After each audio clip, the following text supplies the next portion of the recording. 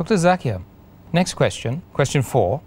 There's a hadith which mentions that if a person eats or drinks forgetfully, then Allah has provided him with food and drink.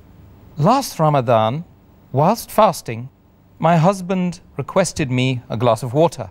Not realizing that he was fasting, I served him with a glass of water and he drank. Should I have reminded him that he was fasting or consider it a provision from Allah? The question has rightly mentioned that the beloved Prophet ﷺ, he has mentioned in Sahih Bukhari, volume number 3, in the book of fasting, hadith number 1933, the beloved Prophet said that if a person unintentionally, out of forgetfulness, while fasting, has something to eat or drink, he should complete his fast. And what he has eaten and what he drank, he should think it's from Allah subhanahu wa ta'ala. So, but a person who has unintentionally, out of forgetfulness, it is totally valid, he can complete the fast. But here, the husband has forgotten. The wife knew it very well.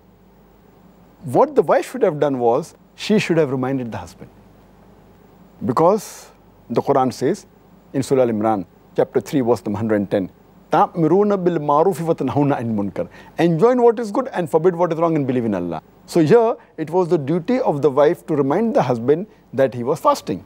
And Quran says that تَعَوْنَ الْبِرِّ وَالتَّقْوَى, that you have to help each other in good deeds, goodness and righteousness. So here it was the duty of the wife, because she knew that the husband was fasting. If she did not know and she gave it, it would have been forgiven. But because knowing very well that the husband was fasting, she purposefully gave it to him. I feel what she had done is wrong. It's a sin.